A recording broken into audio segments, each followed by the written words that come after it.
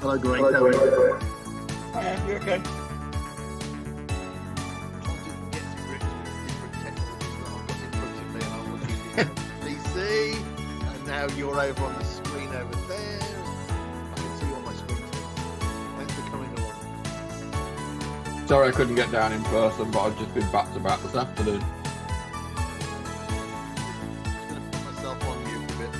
Okay.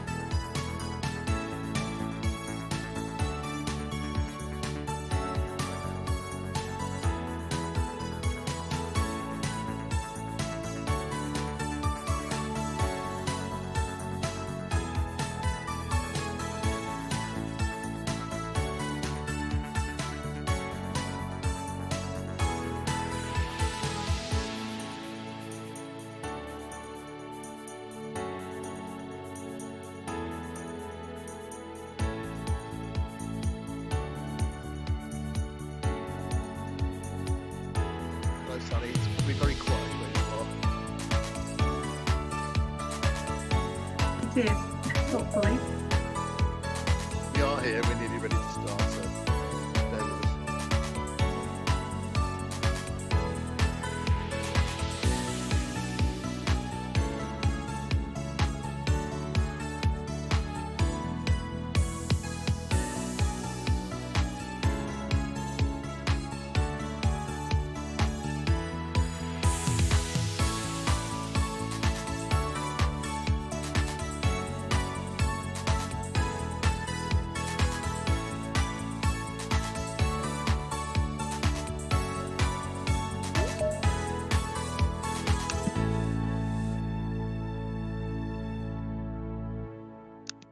Sally, can I remind you that your microphone is on at the moment? Oh, hello, Kerry. Good afternoon.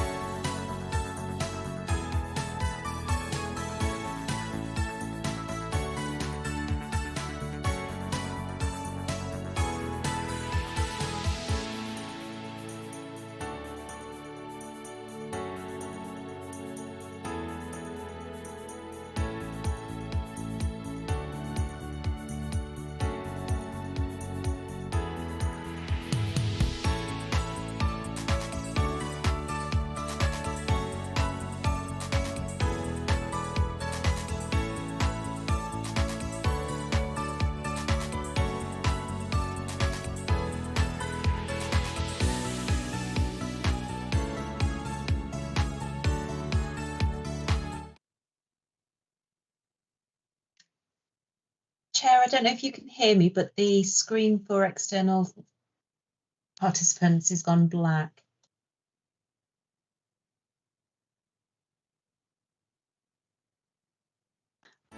I've got a feeling something must have happened because it's just gone, hasn't it?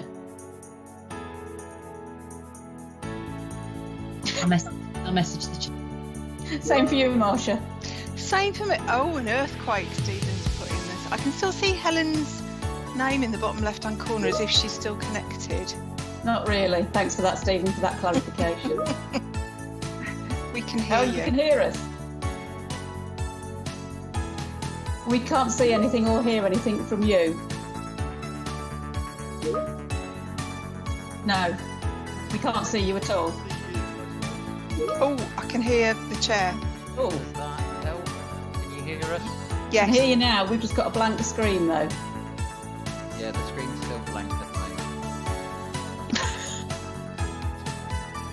I think Owen is about to have a heart attack. Because Is there a doctor there then?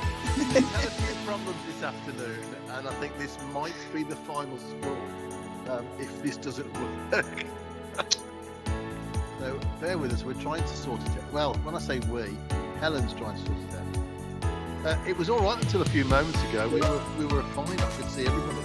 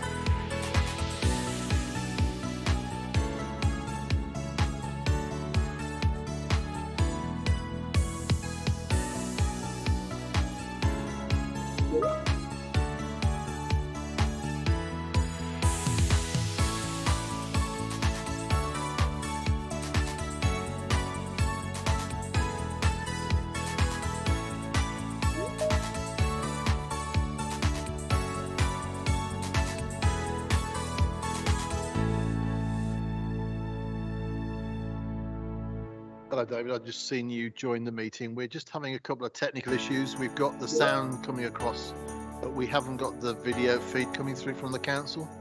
But we're just trying to sort that out at the moment.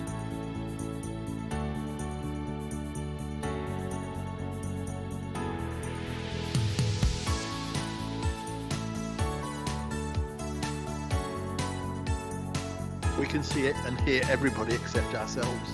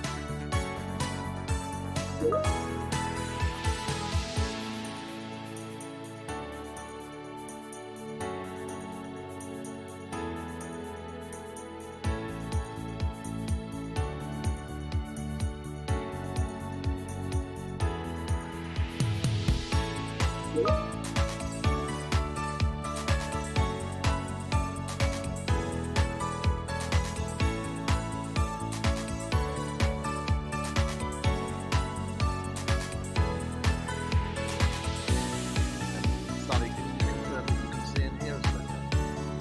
Yes, I can now.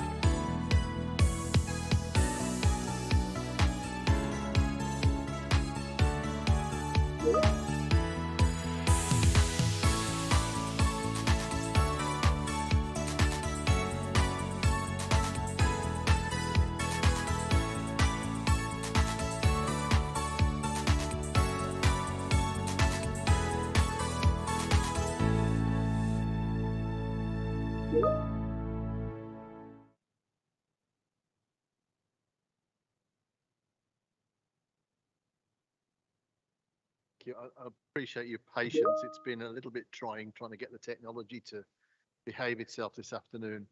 So hopefully we can all see in here. I'll just confirm that in a minute. But good afternoon and thank you for attending the meeting of the Health and Wellbeing Board. The meeting this afternoon is taking place in person in the Council House with the minimum number of members required for a quorum. Other board members and officers are attending the meeting remotely. The meeting will be live streamed on YouTube and include all remote contributions. I'll consult all board members on their views if a vote is required. However, only those board members present in the Council House are able to vote, and that will be done by a show of hands and recorded. The agenda and reports for the meeting are available on the Council's website.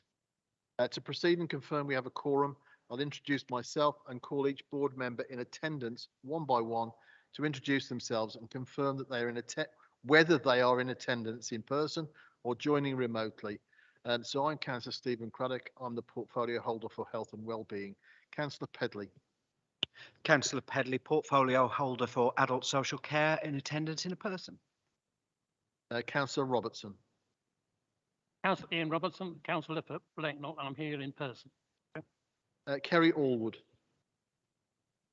Kerry Ord, Executive Director for Adult Social Care, Public Health and Hub, and I'm here remotely.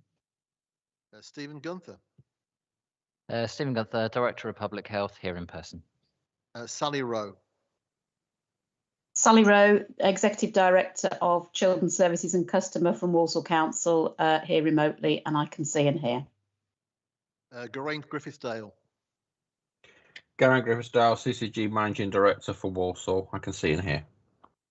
Mandy Punia. I haven't seen you online yet. I'm here, Chair. Yes, Mandy Punia, Chair, Health Watch Walsall. I can see and hear, Chair. Thank you. It's a good job we were late then, isn't it? Chief Superintendent Dolby. Afternoon, colleagues. Phil Dolby, and I'm here present. Sarah Taylor.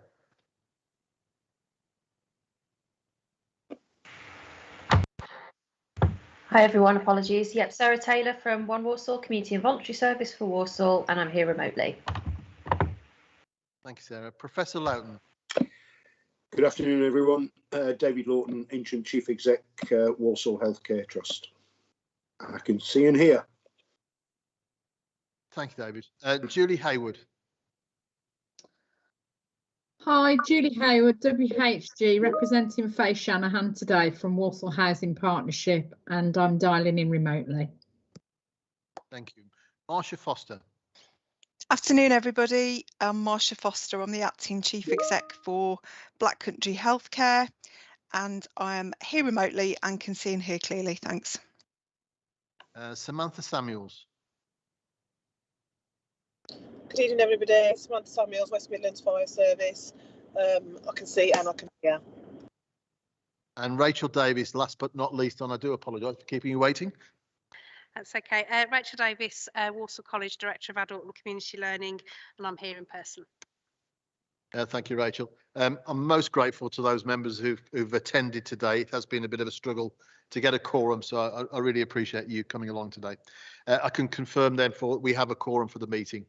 There are a number of officers invited to the meeting to present reports and answer the board's questions, and I'll be grateful if they could all introduce themselves when they are asked to speak.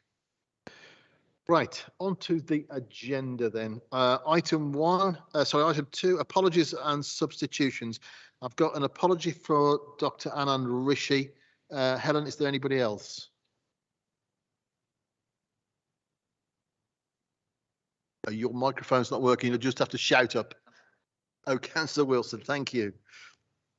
Right, we've got the minutes of the last meeting. Can I move the minutes of the meeting on the 19th of October and the very brief meeting on the 15th of December? Do I have a seconder for those? Thank you. Can I approve those as a correct? I need a vote on that one, so if you could indicate you're happy with. I think that's passed. Thank you. We haven't got minutes of an outbreak board meeting in there to just note this time. That's because we haven't had one. We've been at the overview scrutiny meeting talking about COVID and getting our messages out that way. So we haven't actually held an outbreak board meeting. We've still got the framework to do that, and we will call one if we feel it's necessary. Are there any declarations of interest? Thank you. There's none. Item 5, we haven't excluded anybody. We haven't got any private sessions, so we don't need to exclude the public for that session. With your indulgence, board, I would appreciate if we could move item 8 to the next item, and that's page 130. It's the Walsall Adults and Children's Safeguarding Board annual reports. Sally's only with us for a brief period of time today, and I'd like her to present a report. So Sally, if you're there, could you just present your report, please? Thank you. Thank you, Chair. Sorry, just let me find it now. We've jiggled around with the agenda. Today I'm presenting the annual reports for the year 2021. So it's not the current year, it's for the period of time between April to April 2021. There are 2 annual reports, one for children's safeguarding and one for adult safeguarding. Both of these reports have been approved by the newly found executive, which has been in existence since May of the last year. As you can see from the covering report, which is divided into children's and adults, there are some commonalities between the 2. But overall, I would say that the partnership and the 2 previous boards have operated really well, despite the challenging circumstances of the period of time 2021 and the circumstances that everyone's been working in. So safeguarding has clearly remained high on everyone's agenda throughout that period of time. You can see in the covering report that we're talking the children's work, particularly around the good response to the pandemic. And the basic message that's coming through from the children's report is that children remain safe in Walsall. There are some children clearly for whom we are all still very worried, but in the main services remain safe. In the meantime, of course, there's been the Ofsted report, but from the child safeguarding board perspective during that period of time, there was confidence in the arrangements around protecting children. And there's been a lot of continuation around the meetings and the work between the partners that continued really strongly throughout this period of time, 2021. And like many organisations, both in the adult and the children's world, the pandemic, although it brought some challenges, actually did bring some benefits, one of which was a much increased opportunity for partners to actually meet more easily than they would have done. So many of the meetings which involve partners coming round the table were made easier to facilitate because of the use of IT and the marvellous innovation of Teams, which has actually helped progress a lot of the work for both the adults and the children's board. Just moving us on, you can see from the report that quite a lot of pieces of work were continued throughout the year. The neglect strategy, for example, has been revisited. The audit programme continued through all that period of time. Progress was made on the all-age exploitation pathway. It was not completed, however, in the year that these reports refer to. It has been completed now, and there's been a lot of close partnership work with the Walsall Safer Partnership, but that's for the current year. So in the year that this report is about, a lot of work was done on it, but it hadn't actually been completed. A lot of work had been taken place to support the SALC Centre, and an independent reviewer was commissioned to look at the arrangements within Walsall, given the changes that came as a result of the Wood Review. For partners that don't know, Alan Wood is quite a national figure, and he was commissioned by the DFE to look nationally at children's safeguarding arrangements and whether or not they were successful.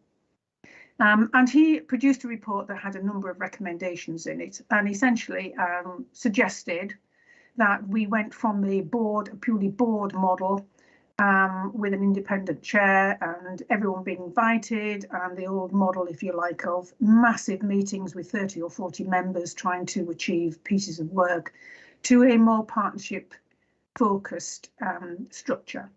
And that, in order to achieve that, Walsall chose to invite Penny to come and have a look at the arrangements that existed and to make some recommendations, which she did. At the end of 2021, those recommendations were accepted, and from the point at the end of this report onwards, those recommendations have been enacted.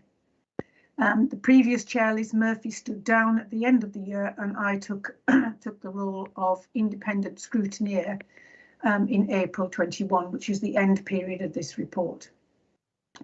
So the things that the partnership then decided it wanted to concentrate on for the year we're in now was obviously to implement Penny's recommendations, progress and ensure the sign-off of the all-age exploitation strategy, revise and continue the delivery of services around neglect, which has made very great progress in recent times, to review the participation strategy in order that we have our fourth partner, our young people and children and families included in our arrangements, implement the ICON programme, which is a programme for new parents, and strengthen links between family safeguarding model, which is the model that's delivering services for children and families, and the Walsall Safer Partnership. If we look at the adults' work, we can see that despite the pandemic, there is a lot of evidence that safeguarding still is very high on everyone's agenda, which is very heartening, because I think it would have been extremely easy for colleagues, particularly in the adult world, to have been overtaken simply by a pandemic response, and that has not been the case in Walsall. So adults continue to be consulted about their desired outcomes. The number of individuals where there was a risk identified was reduced, which was reduced and removed, actually went down compared to 89% the previous year. The QSIT team, which is the team that looks at the quality of care in residential homes, has continued to be very active throughout that period of time. There have been regular meetings dealing with the pandemic to ensure that there is collective ownership and accountability, and that's included most of the big partners, health, local authority, police, to make sure that key messages were sent out and that colleagues could be confident in service delivery. Despite the pandemic, there's been an enormous amount of learning opportunities given to all staff in all the partnerships on safeguarding issues, and that's remained a key, if you like, stabilising feature across the partnership throughout this period of time. I'm not going to read everything in this report because I'm sure colleagues have read it. But there are still some things that need doing. I mentioned the all age exploitation strategy. That is just as big an issue for adults as it is for children. There is further work to be done on the neglect strategy for adults, in particular looking at self-neglect, and that is a piece of work that's been driven forward this year. And capturing the views of adults with care and support needs is also a significant issue that needs to take forward, so that we are clear that we've got strength in understanding what those service users are saying to us as we develop our strategies as a partnership. So for the year forward, so that's the year we're currently in now, the partnership as it was then agreed that actually what it needed to do was concentrate on much fewer but big and important priorities, and settled on 3 essential priorities, which is what the Safeguarding Partnership is looking at this year. And they are adult neglect, mainly self-neglect, child neglect, and all age exploitation. And that was the carry forward from this report into the current year. Partners are continuing to work within the COVID environment, and which changes a lot, as we're all very, very aware. But there has been strength in the partnership in dealing with that, but also in continuing to make sure that safeguarding of adults and children remains very high on everyone's agenda. So, Chair, if you're content with that, I'm happy to take any questions. Thank you. That's a really encouraging and positive report. The reorganisation seems to have paid dividends, and it's great to hear some very positive feedback for the adults and children's services here in the council. I'm sure Kerry, Sally and Kier, who's with us, Councillor Pedley, who's with us, will be gratified to hear that. And obviously still some challenges to address, as you've explained. Board members, any comments, please?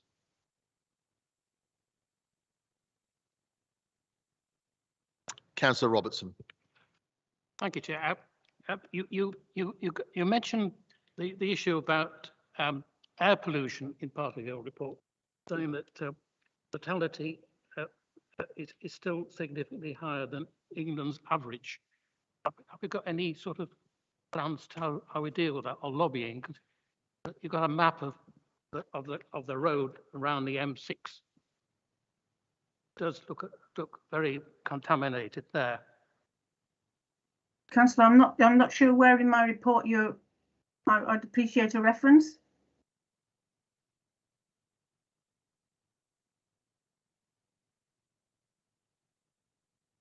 I was on page 119. Chair, sorry, Ian. We're on a different report. We're on the item is number 8, which I brought forward, and it starts at page 130. Print out this report because it's such an awful lot of information. It's quite difficult to consume online with so many different sections and things. Sorry, I apologise. I'm heartened, Councillor. You had me panicking there that I didn't know the answer to your question. Ian, I think your report refers to item 7, which is the health protection strategy and annual report data. So perhaps you could address that one at the next agenda item. Any other comments? Kerry or Sally, did you want to add anything to that report? Obviously, it's talking about your services, your directorates. Just to say, obviously, it's very much a partnership report, so it doesn't really focus directly on the local authority completely. But, you know, I think what Sally's summary was a fair reflection of the partnership and where we are, certainly from the children's services perspective. And obviously, that was very well reflected in the Ofsted inspection and the overall good outcome that we received just before Christmas, which obviously part of the work that we do around the safeguarding partnership, the local authorities' contribution to that was inspected by Ofsted and, was very positively received. So I think Sally's overview was a very fair and very accurate overview, and, reflecting on the positive progress already made, but certainly not underestimating the work that we still need to do. I'd like to make similar comments. It is a partnership approach, and I just wanted to put on record my thanks to our partners, because despite the massive challenges within the last 2 years of the pandemic, safeguarding has still remained a priority within the partnership. So our thanks to our partners in keeping Walsall residents safe. Thank you, Kerry. Superintendent Dolby. Thanks, Chair. I suppose being fairly new to the borough, I'm the opportunity to present some fresh eyes, and I would just say, having been involved in some very long and large adult and children safeguarding boards in previous roles, I think the new arrangements are really quite precise, and I think that brings an extra level of opportunity for us to deal with it really, really matter. And then you pass what needs to be done on to colleagues further down the structure. So as a fresh eyes to it, I find it very effective, and I think it's a good step forward. Thank you, Phil. Our recommendations are that the board note the contents of the annual report, and that the board consider as part of future business any opportunities for collaboration on joint issues. And I only need assent for that, so I'll take a nodding head if that's okay. Thank you. Right, if we can move back onto the agenda, the first item now then is item 6, which is the mental well-being strategy. Starts on page 15, and I'd ask Stephen Gunter to present. Thank you.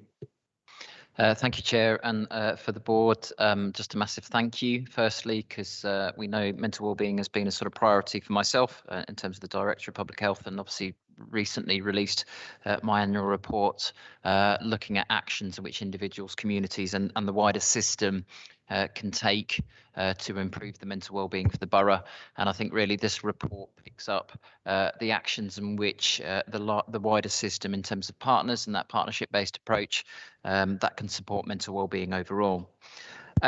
Secondly, I just wanted to say in terms of overall, in terms of the last couple of years, we're sort of marking that 2-year anniversary now since we've started to respond to COVID, that we did set up a sort of mental wellbeing cell involving partners from across the borough to support mental wellbeing. And I suppose this is a fruition of all the hard work that cell's been doing initially in response to COVID, but also now looking at the medium to longer term actions in which we can all take to improve mental wellbeing of our borough.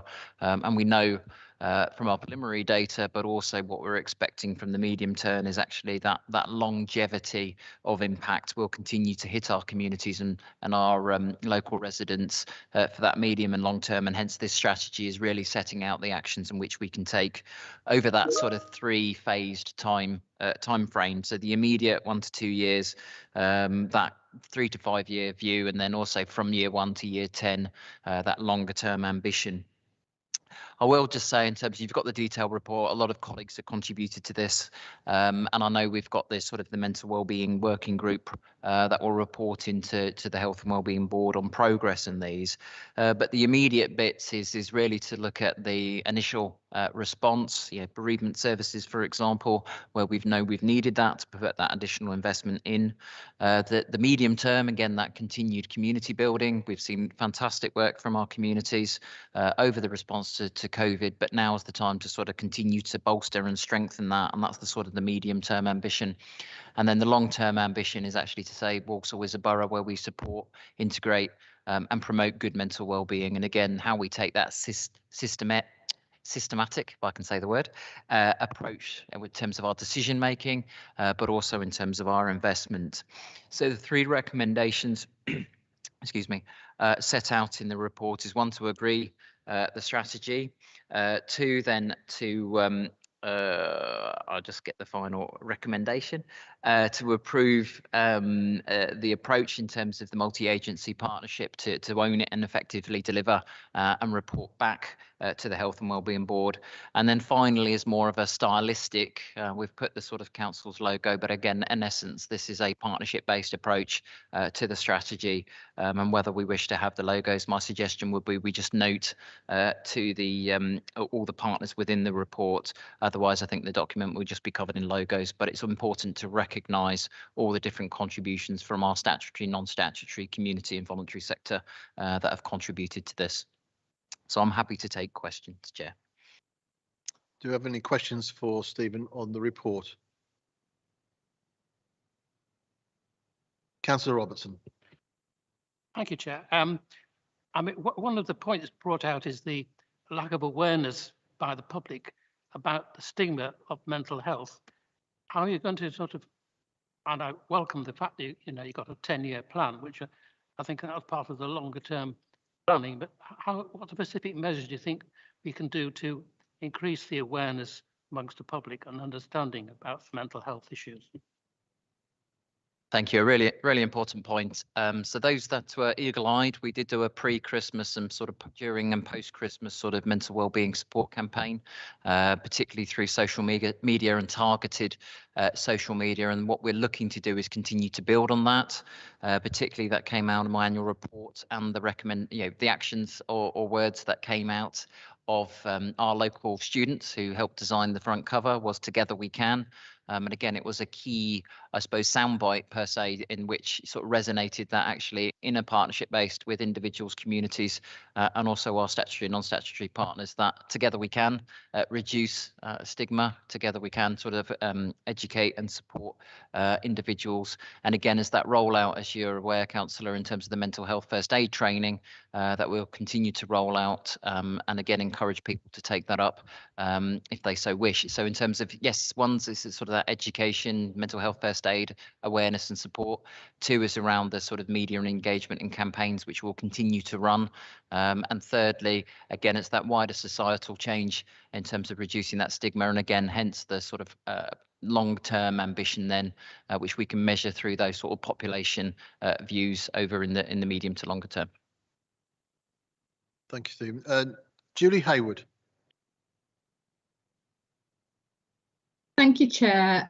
Just a couple of points to make, comments to make really, that Faye's asked me to pass on. One, thank you for taking on board our comments. I know we were consulted around this strategy and I know we've fed some comments forward, and I know Faye says she's felt that she's read those within the report. Secondly, there's a bit of a typo in terms of, can we be referred to as WHG and not Walsall Housing Group? Because that is our brand name now. And third, it was more around the point around physical activity in the report. There's some reference around the average is around 63%, I think, Stephen, within the borough.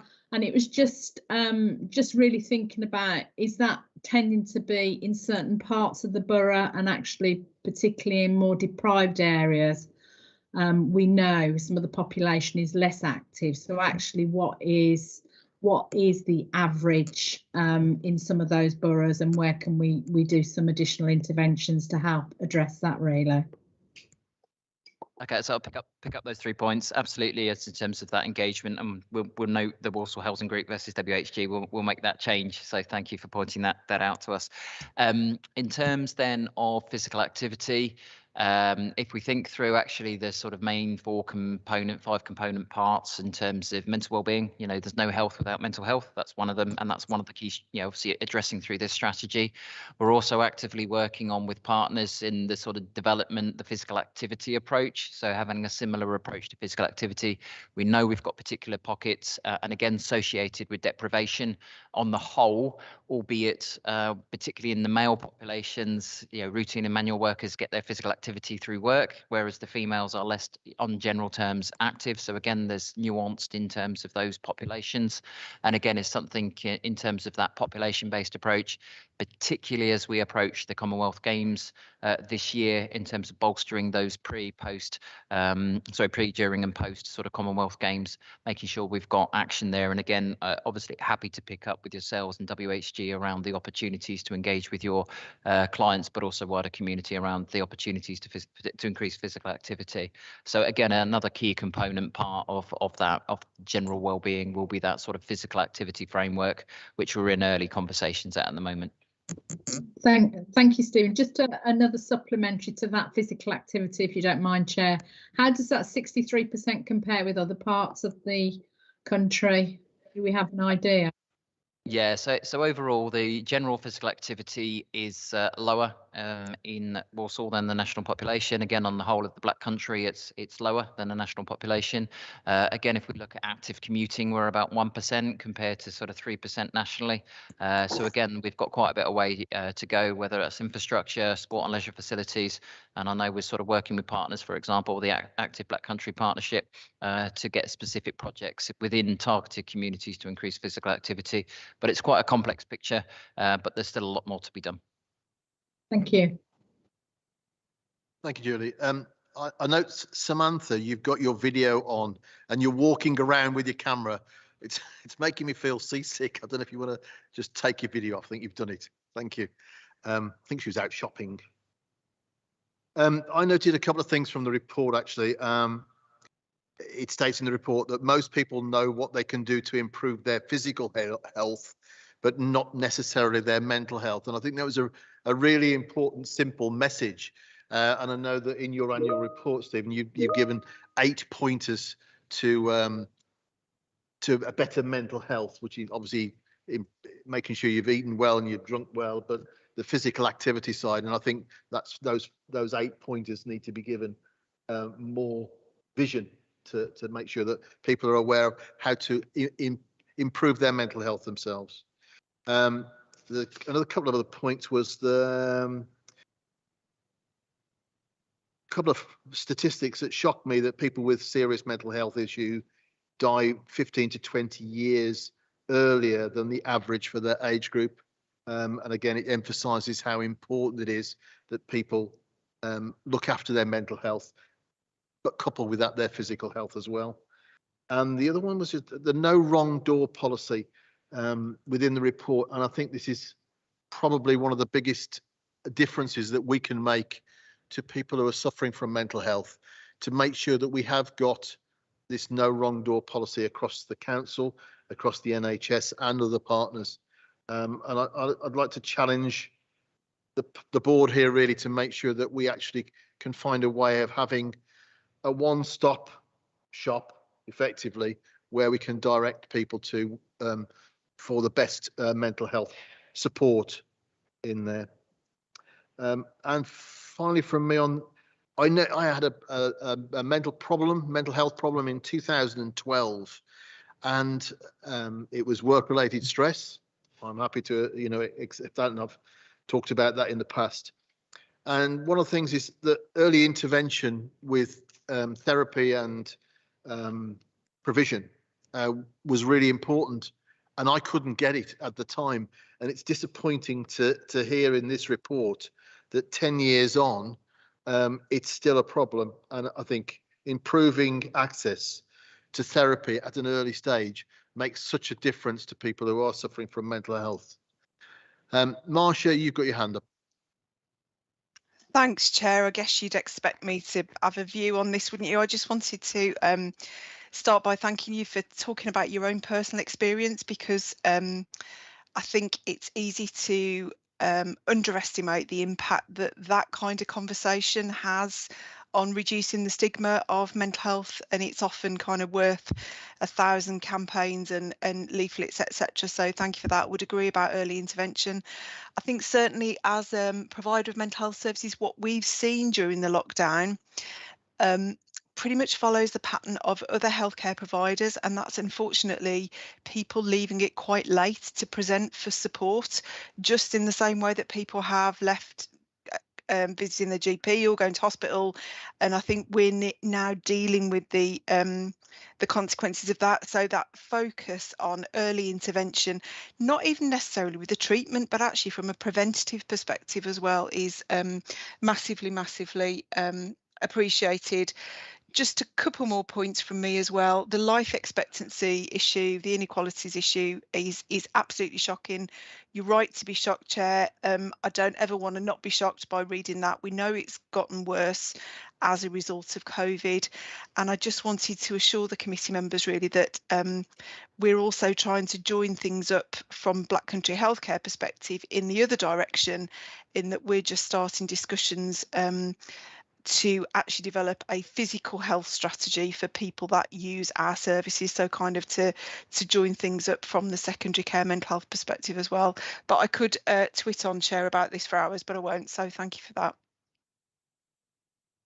Thank you. Any other points on this report? It is a fantastic report, lots of details in there. Sorry, Phil Doblin. Yeah, thanks, Chair. 2 points. I think firstly, just to commend the fact that it's a 10-year strategy.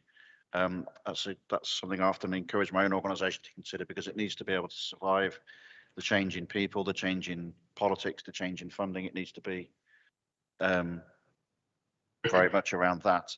And secondly, as another mental health survivor, I suppose, one of the things that absolutely made the difference to me wasn't only the help I got from the doctors, GPs, was from my own organisation offering counselling, etc.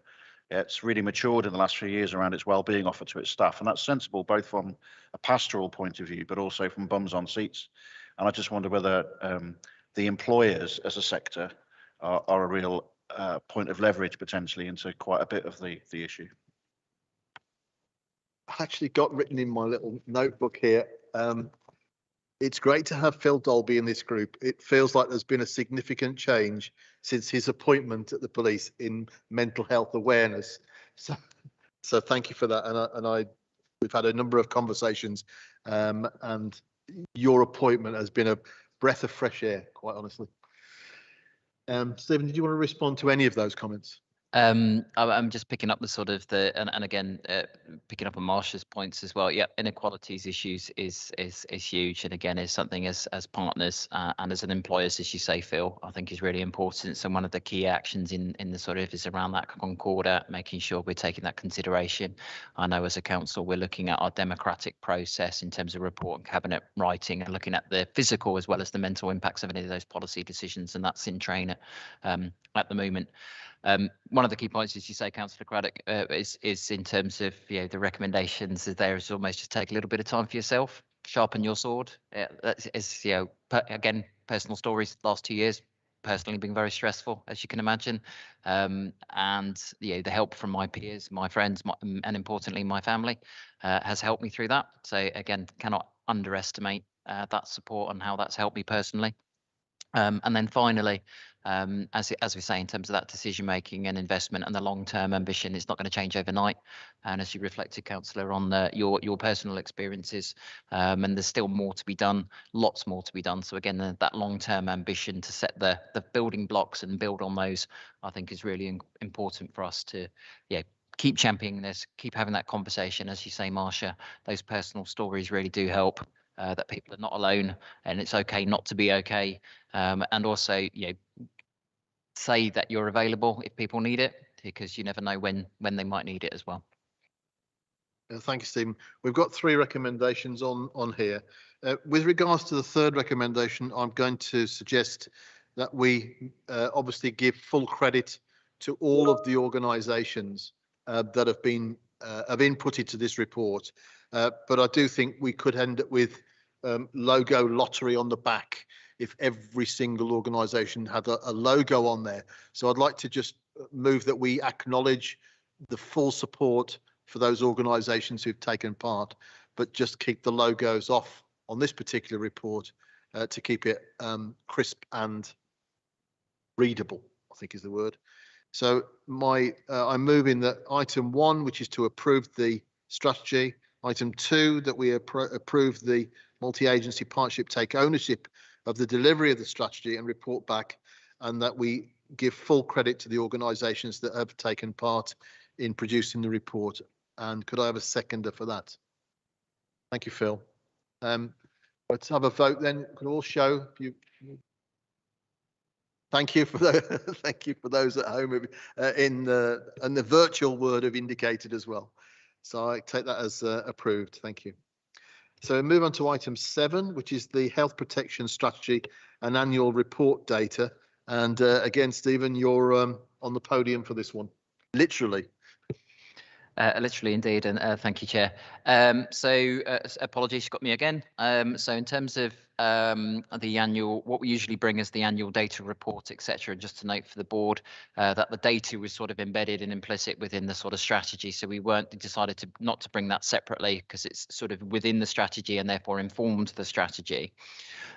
Secondly, as you might be aware, we have more things on health protection elements than just COVID, and I think this strategy really sort of sets out those broad elements and those key areas of focus. So I suppose that the primary principle, and also as a sort of statutory officer, my role is here to protect the population and make sure we are protected through those health protection functions. With the changes in, I suppose, the public health structures, we've got NHS England and stroke improvement, and also now the new NHS structures picking up immunisation and screening, again, an important part of health protection. We've got the UK Health Security Agency picking up the sort of health protection on call and response and working in collaboration with local authorities.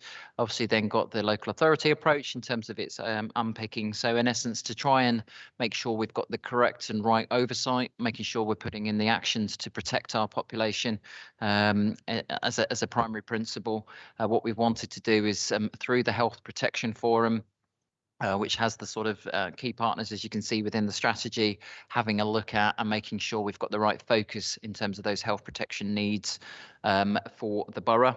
And just draw the committee to sort of page 80 of the pack, which sort of sets out their sort of approach, areas of where we're specifically covering, and then objectives and what good practice looks like. It sort of really draws out there, particularly around the first principle, protection, second principle, as we just heard in terms of mental health, but to reduce those inequalities. And then third, particularly making sure, as we know, immunisation and screening is a large and contributing factor to protecting against those communicable diseases, as we know in terms of COVID, but also in terms of routine immunisations, whether it's your childhood or ongoing immunisations that do protect you, as well as your screening in terms of picking things up in terms of early. So those are the key sort of principal areas. The areas in which we've chosen to cover have really been drawn out of conversation and development through partnership, whether that be vaccination and immunisation, because we know we've got more work to do, screening, particularly around our sort of bowel and breast particular issues, but also that quality delivery, TB. Again, we've got some key issues and we are driving that down, which is great, but actually there's still more to do. STIs, sexually transmitted diseases, as well as then those other factors around environmental, as you picked out previously, Councillor Robertson, which we know we've got a road and rail infrastructure that contributes to that air quality improvement requirements, and therefore we need to make sure we've got coordinated action. We set out the objectives and we sort of set out the practice there, and in essence looking for the health protection group forum to continue that oversight and effective delivery, and in essence have that assurance as a health and wellbeing board that we're making sure that we've got the health protection elements covered. Just not COVID, there's a whole range of other factors, and the strategy sort of sets out where we're taking those areas covered. So I'll pause there and ask for any questions.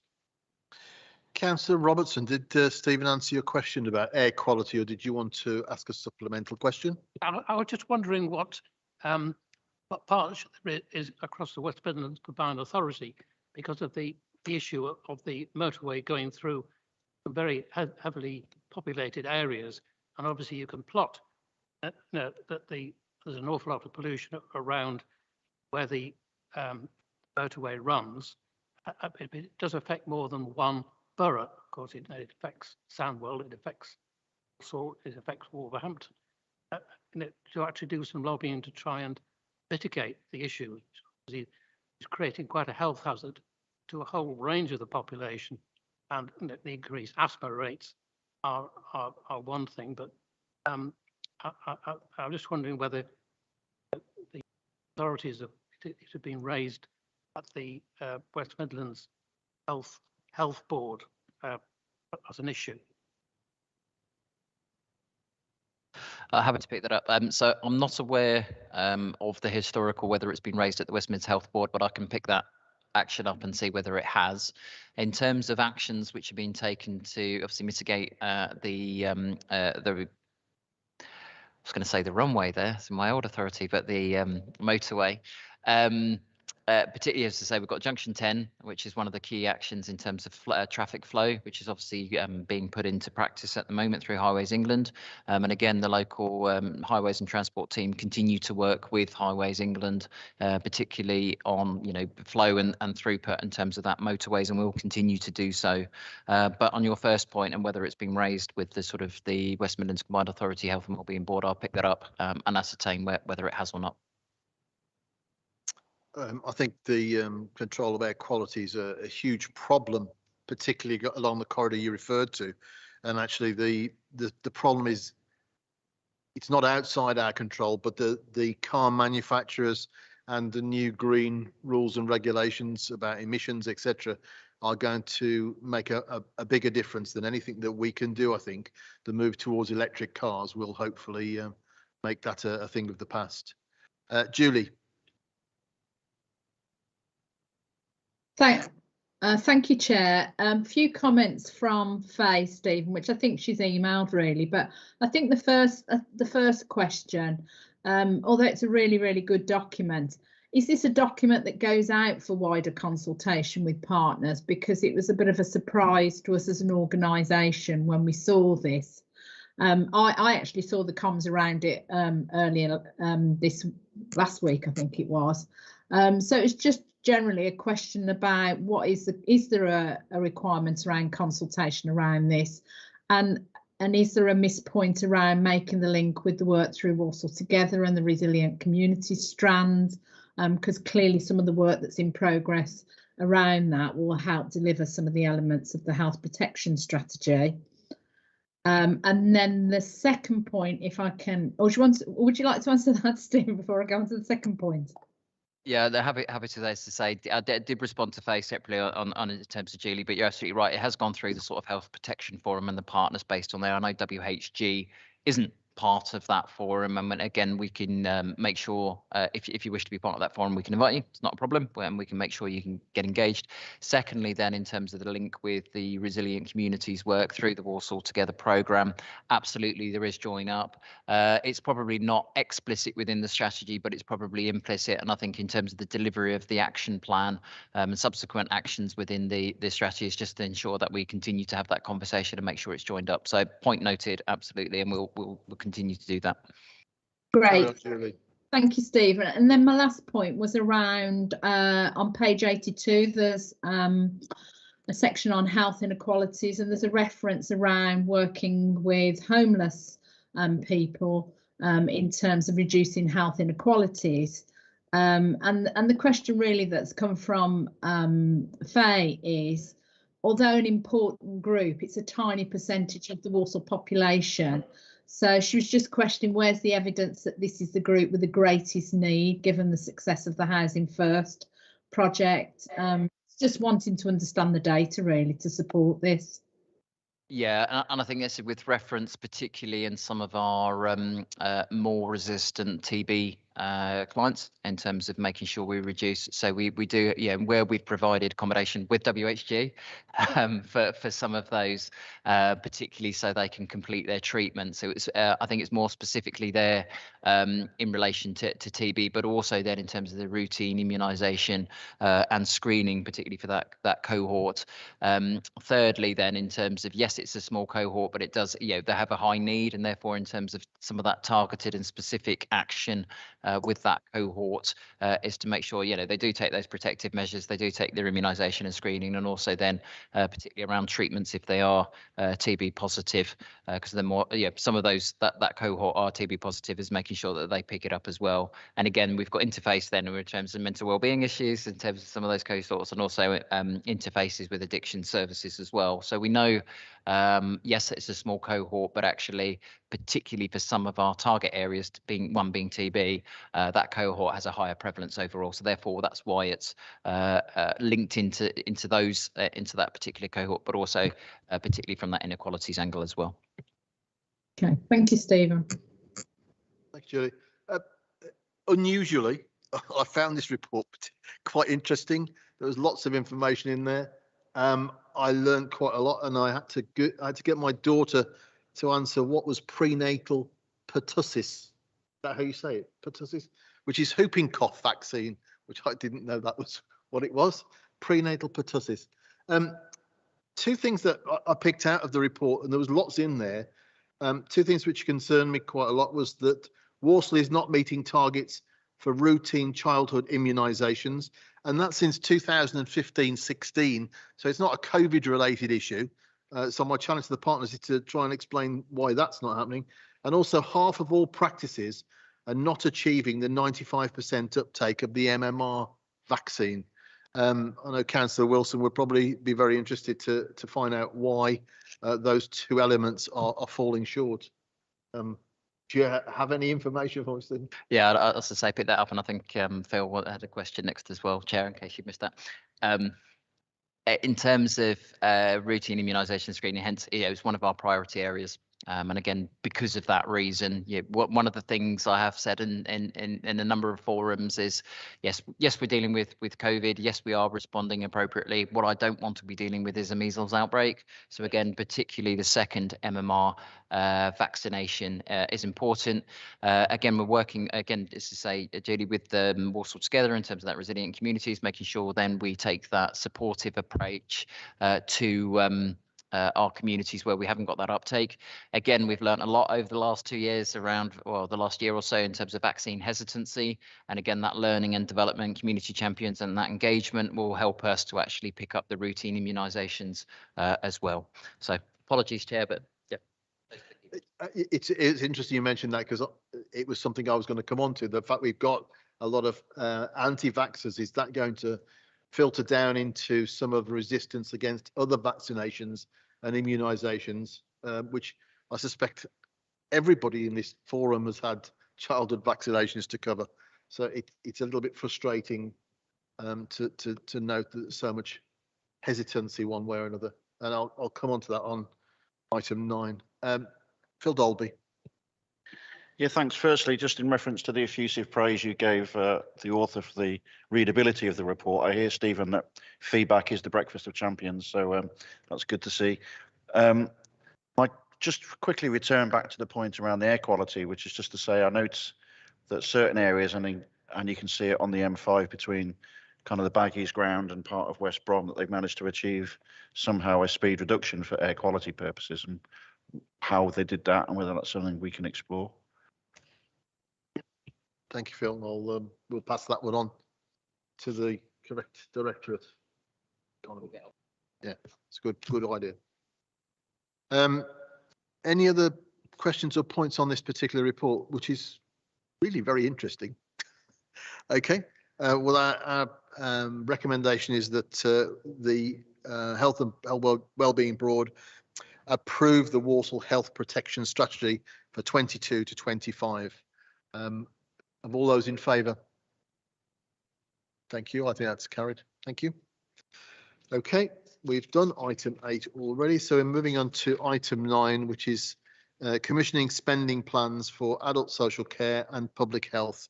And I've got a couple of names. I'm not sure. Carrie, are you taking this one? Chair, I'm going to hand over to Tony Meadows, who's just joined us. He's our Director of Commissioning.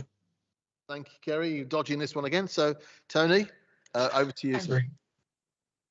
Afternoon, Councillor Craddock.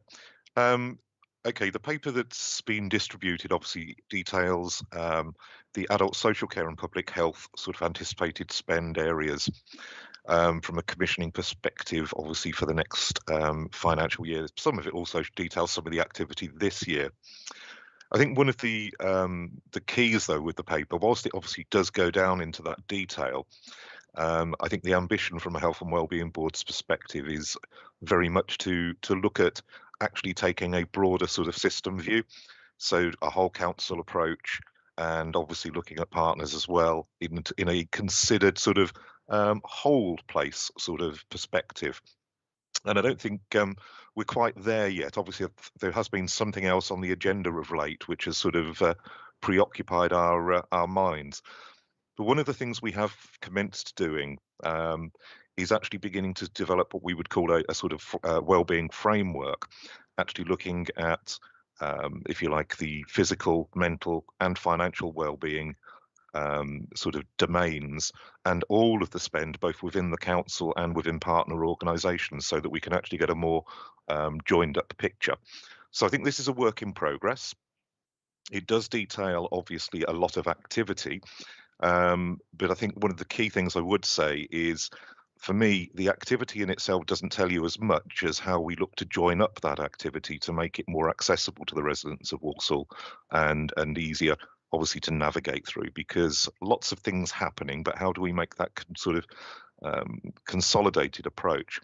And for those obviously members that are actually part of the meeting, they will be aware that with regards to the work I do as third-party spend, that's a key objective where I'm looking to pull those initiatives together, hence again the work of the third-party spend. So the key points really are looking at the activity over adult social care. The key listings there are going to be around how we look at the marketplace in terms of domiciliary care as a key pressure area for us, how we look to transition obviously our needs around residential care, key activities around that as we move forward, and then broader, how we support people to remain home and as independent as possible for as long as possible and live a good life. And that's where that joint working element really does come into itself. So as the next few months take part, one of the key opportunities I think that I would hope that we will be able to bring back to Health and Wellbeing Board will be the development of the Walsall Council Hub. The key point of that is bringing in a central view of not only all of the council's activities spend, but also the demographics, the data, the business insights, so that we can bring in a consolidated strategy around this with the Health and Wellbeing Board sort of principles at its centre, and give a more consistent view. So we're not quite there yet. It is something for us to obviously to come back and report on in a bit more detail, I think. And obviously we'd be looking for our colleagues in the CCG, soon to be ICS ICB arena, so the integrated care system, to be part of that as well. And that obviously it will include Walsall together, because this really does need to be a full view of all parties involved, all stakeholders, so that we can really give you a more considered view of the impact of the work that's being done, much of it very, very good work, but for the a considered view of the whole system for residents of Walsall. Thank you, Tony. Kerry, you'd like to add to that? Carry on. Yes, thank you. And thank you for that, Tony. So the reason I didn't present this evening, that the hard work is down to Tony, so I really do want to take him to take the credit. So members will recall that historically this report has focused on a list of purchasing activity, in essence, historically. So we'd come along to you and say, this is what we're going to be purchasing over the next 12 months, roughly when, and didn't really join up together all of our commissioning activity across the borough, and it didn't really focus on outcomes. So what Tony's been working hard on over the last 12 months has been, well, not quite 12 months, is it, Tony? But no, it feels like it, Kerry. It feels like it. It feels like it. He's been looking at building the infrastructure so that we can be more evidence-based in our action. So we can really look at the JSNA and that golden thread from needs of the population through to the outcomes that we want to achieve with that population, and building the infrastructure on how we do that in partnership in the council. So building that hub, as Tony's just mentioned, and then more broadly, how we then link with the other partnerships that we have within the borough, also together our commissioning colleagues, so that we can look at a whole system commissioning approach. So you've still got that list of activity. You've still got the list of, we're going to spend a bunch of money on these things in the next 12 months, which may or may not, you may or may not find interesting. But more importantly, Tony is talking about a change of approach that we've started to develop within the council, that we will look over this year to broaden out across the whole system. So I think that it's the impact on the resident. It's putting that resident communities right foremost of everything we do, and a line of procurement activity doesn't really tell that story. So it's how we move towards that better picture. Thank you, guys. And talking of the hub, I'll call in Stephen Gunther, who's going to be in charge of it. Well, technically sits with Kerry as the exec director, chair, just to be clear. So in terms of, I mean, the reports here, and I suppose just to note for the Health and Wellbeing Board, what it does in terms of that sort of descriptive list of things, we've got links there with the mental wellbeing sort of strategy in terms of that additional investment, which is just to highlight. We've also got work within the community safety partnership linkages there, Phil, with the review and work around the drug and alcohol work. Also then in terms of Walsall Together and where we wish to sort of fit and review our sort of sexual health, sexual wellbeing services. So again, quite a job of work there to be done as well. And also then, other elements, particularly around, as we've picked out, around children. And again, Sally have obviously reported here around the safeguarding, making sure we have a fit and proper service around our 0 to 19 to give our children the best start. And again, making sure those messages around immunisations and vaccinations that we picked up. So I just wanted to draw the board's attention to, there's a range of work happening. We've identified some issues, as to say, in the previous couple of strategies, but in terms of that commissioning work is driving actually the action to fruition to make some of those changes as well. So it was just to draw the board's attention to that, and absolutely concur with what Tony and Kerry said around actually having that place-based ambition to support wellbeing. Yeah, we had a couple of strategies today, mental wellbeing sort of starting those building blocks, and I think what Kerry and Tony are alluding to also was saying, well, actually this is how we will start to drive that in terms of practical action. So it follows on from those previous reports. So just to make the board aware of that. For such a short report, it's a very important and probably one of the most significant reports that we've had at the board. The refocus on achieving the best result for the residents of Walsall and embedding that throughout the council services across all departments is a broad reaching and not optimistic. I'm trying to think of the right word. It's a fantastic opportunity to refocus health and well-being right across all of the council services. So thank you for the report. Any other questions?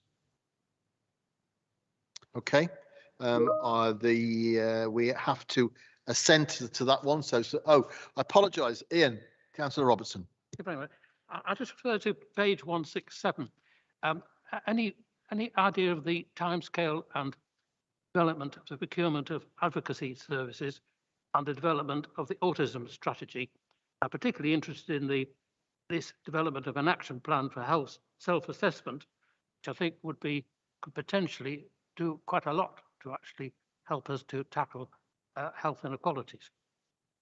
Tony, would you like to comment on that one? Did you hear the question? Okay.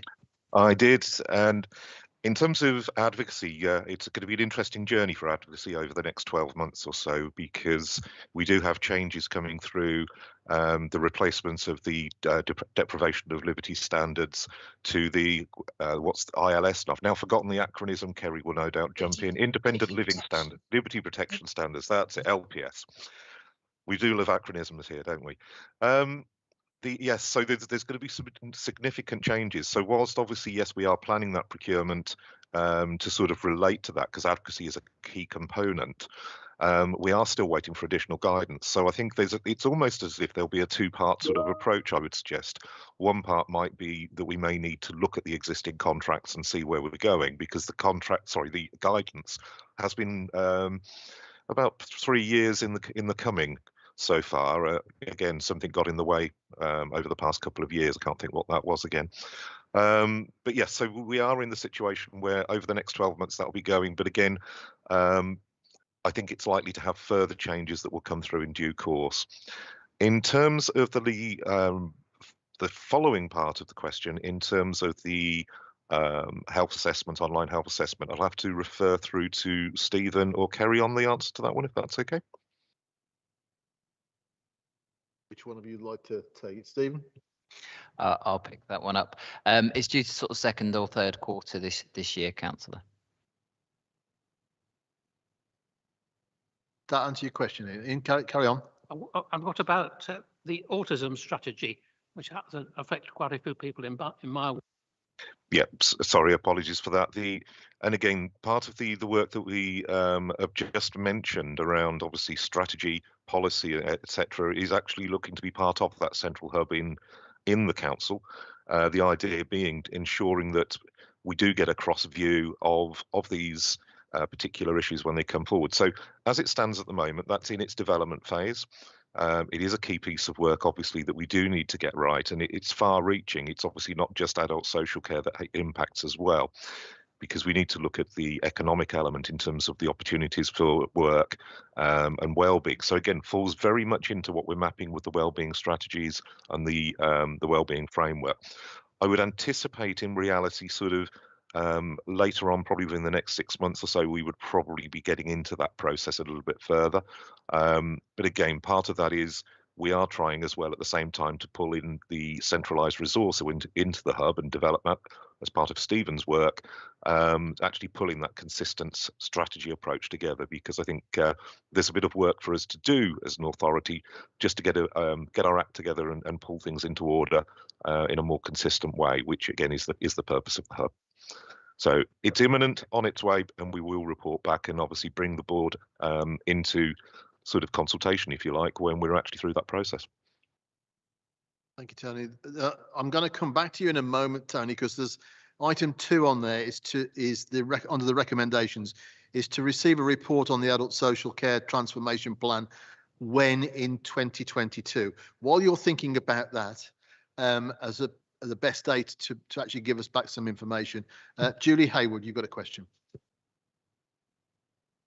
Thank you, Chair. It's reference page 166 of the report. There's some reference around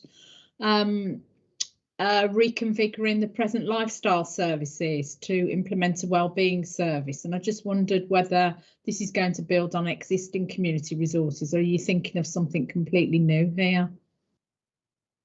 Stephen, over to you. I think the short answer is absolutely yes. It's one thing we have learned the last 2 years, how fantastic and brilliant our community is. So the concept there is bringing in the physical, social, mental and financial well-being, and looking to get a consistent approach, linking in with the Walsall Together sort of social prescribing, linking in with the mental health trusts, increasing access to psychological therapies, IAPT for short, making sure we've got the physical, whether that'll be smoking cessation or weight management, dietary advice, etc. And then looking at, as we've pulled out in terms of the mental well-being, for example, that debt and welfare advice, and linking in those key advice and support for individuals. So it's linking those 4 component parts. Again, it takes that partnership based approach. So we're giving ourselves that year to continue those conversations, look at the model, see what works, but also importantly, in terms of building up, for example, social prescribing, making sure we've got, and as what Tony was alluding to in terms of that wellbeing framework, making sure we've got that consistent and appropriate investment in the community and voluntary sector to provide those sort of social or physical or mental wellbeing opportunities for individuals, communities. So absolutely building on that and making sure we've got that capacity and capability across the borough, but also identifying where we've got gaps and how we can fill those gaps. Thank you. There's been hugely bad things about the pandemic, but one of the benefits and the bonuses that we've seen is the way that organisations within the council, within partners, within partnerships, within the board, have worked together in a way that's been unprecedented in the past. And actually, a lot of transformation has leapfrogged several years of development because people have had to be more pragmatic in their approach, I think is probably the best word, to getting things done. And we've seen a number of examples of that. And actually what you've just been talking about, Stephen, building on those partnerships that have been created within the pandemic, I think is really important that we maintain that impetus, that we maintain those contacts. We've found lots of things about our communities that we never knew existed. We've found people out there that we hadn't reached before, people who aren't digitally enabled and haven't seen us on Facebook or Twitter or whatever medium you want to talk about. So it's really important that those communities keep up that contact and work together. Any more questions on this report? Okay. We have Tony, you've got hopefully a date for me that we can put into the recommendations. I haven't got a fixed date for you, but what I would say, in reality, I would say it's the closest meeting to sort of late April, May time would probably put us in a good position moving forward to come and give some further information. And again, it follows on in the themes we've been talking here. It's on that premise that adult social care impacts on people at certain points in their life, but actually the well-being of residents of Walsall comes paramount, and how we deliver that well-being actually impacts on the demand on adult social care in the longer term. So it's hopefully will be of significant interest. Thank you, Tony. So I'm going to put spring 2022 into the recommendations, and we can work around whether it's that meeting or the one after that. So I need assent to note the contents, to receive the report, and that future reporting be focused on a whole council approach, all age approach that aims to demonstrate the intentions and impact of all services and interventions that support and health and well-being of the residents of Walsall. So I need assent from that. So a thumbs up or a little wave. Thank you very much. Okay. Great. We've kept you waiting quite a long time. So moving on to item 9C, which is on page 168 of the reports. Geraint, if you're there, I'd like to present your report. Thank you. Thank you, Councillor Craddock. Normally at this stage, we will be bringing you the commissioning intentions of the NHS and our commissioning plans for the year, but as you'll appreciate, we're not in a normal planning round. So I've shared with the Health and Wellbeing Board a summary of the planning guidance we've received. You'll be pleased to know I'm not going to go through all 32 slides and take you through them, but I think the headlines in it are encouraging for the way we work. I mean, if you look at the objectives around improving outcomes, tackling inequalities, supporting wider social economic development, they're very much consistent with the principles with which we've been working. They fit with it not being an NHS plan, but a partnership plan, and linking to the Health and Wellbeing Board's priorities. I think the movement to the ICS will allow partners to have a much greater influence, and again, it be seen not as an individual organisation plan as we often see in the NHS, but more how we work together as a system. And a lot of the things that it's promoting outside of hospital to support with reduced hospital admissions and increased discharge, I think are already strong factors in our partnership relationships around Walsall together. So I think we start in Walsall from a very good place. I think there are some dilemmas in the guidance. There's clearly a focus on COVID recovery, and I think looking at the discussions both here and at various scrutiny committees, I think there's discussions to be had about the balance between those who've been waiting the longest for treatment versus those who've had the highest clinical priority. And that's a discussion that's raged throughout the pandemic. I think there's also something about the promotion of digital. You just talked about the digitally excluded population, and I think this guidance is very strong on using technology for recovery, and it's important we learn the lessons from what we've heard from our patient groups and our patient representatives over the last 12 months in those who don't have access to such technology. We've done quite a lot of work around diagnostics, and you'll be aware that our acute hospitals across the Black Country are working together to protect capacity. And I think the work we've done through COVID supports the way that the hospitals in the area have worked together to maintain capacity to make sure patients can be seen effectively and receive the right treatment. I think some of the things we've seen around the expansion of our UTC in Walsall, the work we've done around ambulance handover times, puts Walsall in a good place into some of the emergency care criteria. I think we've got work to do, particularly on sort of education and communication with the public around primary care access. Again, a topic we've discussed very regularly, because there is a focus in the guidance around the use of virtual consultations around professionals other than GPs. And you'll be aware that those are topics that the public have raised with us on a consistent basis and concern about that direction. So I think in responding to that planning guidance, again, we need to take consideration for what we've heard and mitigate for those patients who are not comfortable with using that mechanism. But in general, Chair, I think the guidance is helpful. We will be working over the next 2 to 3 months to work up the priorities. And you'll be aware that it's a sort of a mixed year in that it'll start with a CCG plan, but move towards ICS. So we will try and make sure when we bring the plans, probably again sort of late spring, that we can give you both the immediate priorities and that wider direction of travel. But in summary, I'd say this guidance is helpful to us in Walsall in terms of its prioritisation and encourages a lot of the partnership working that we've been doing. Thank you, Geraint. Any questions on this report, please? I've got a couple of little issues that I'd seen in there, and it follows on from scrutiny meeting last week where Professor Lawton was involved regarding resetting after COVID. There are a couple of issues coming along. One of them is making sure that your staff is vaccinated against COVID-19. And I know there's some resistance within the workforce for that. So the first question is there anything that we can do as a council or other partners to help overcome that hesitancy? What are you going to do if on the appropriate date you have to sack a load of staff?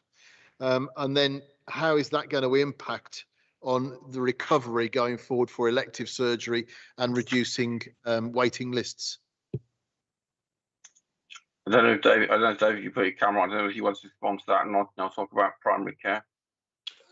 Yeah, I think, as I said at the overview and scrutiny committee, I haven't got an answer to that because, I don't finally know what the staffing position will be come the 31st of March. And as you put it, the numbers of people we may or may not have to dismiss. So I think, I'll leave it till the end. I think it is a very difficult problem. I don't think there's anything that you can do particularly to help us, because I work on the sort of theory of people who have now gone 22 months, seen what they've seen, death on the scale that they've seen it, but still haven't been vaccinated. I think we will probably get more people in the NHS come forward to be vaccinated, but nowhere near the number that would make a massive difference. The one thing I would say is in the general population in Walsall, we are seeing an average of about 60 people a day coming forward for a first vaccination. So the general public are behaving in a way that the NH staff at this stage are not. But, I've got to leave it right until the end. Probably not a satisfactory answer, but, that's where we're at. We've done everything we can in terms of encouraging people to have vaccinations. But I think you have to bear in mind, in the NHS, a high percentage of staff for probably the last 20 years have had an annual flu vaccination. There are a group of people who've never had a flu vaccination. And I think there is something tied up with those people that haven't had flu vaccinations, also haven't had a COVID vaccination. So I don't think, Chair, there's anything more you can do. We've just got to keep encouraging people and see where we get to come the 31st of March. Thank you, David. Marcia. Thanks, Chair. I just wanted to reiterate the point David's made. Really, we are in a very similar position in Black Country Healthcare. very much hoping over the next few weeks that hope triumphs over experience and we see a reduction in the numbers who are unvaccinated. I think I don't wish to be pedantic rather, but I think rather than hesitancy in the NHS workforce, I think the way we see it, Chair, is that there is vaccine hesitancy in our local communities, which is then reflected in our workforce, because the vast majority of our workforce are from our local communities, certainly for Black Country Health care, certainly for mental health and learning disability services. It's not quite the same issue in terms of recovery from elected work, but there are certainly waiting list issues that we need to very urgently address. And given the circumstances we're currently in, whilst we're yet to see the final position, I am concerned that it is going to impact on service delivery. But as David said, we're not able to take that final view just yet. So very similar for us. It is encouraging to hear that there's still a trickle coming through.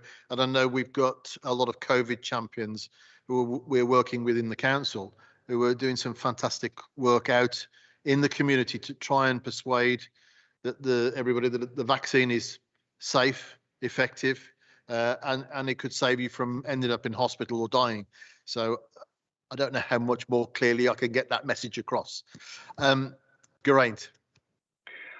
Just to finish now in terms of primary care, I think what we're seeing the greatest degree of vaccine hesitancy in the sort of admin and reception staff within primary care. So I think that there's also an impact in the way we deliver services as much as the clinical care. We're seeing most of our GPs vaccinated, but if we were to lose 10% of sort of reception and admin staff, that would have quite a big impact on quite small organisations and the way they function. So I think there is a logistical challenge as well as the sort of clinical delivery challenge that we'll need to overcome.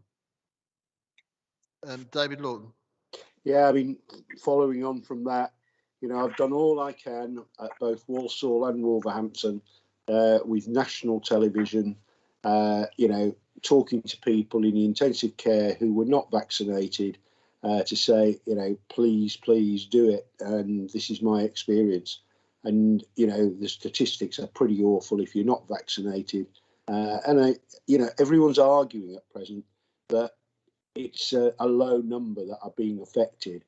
But, you know, if you're one of the 5 people fighting for your life in intensive care in Walsall, maybe you might have thought about being vaccinated.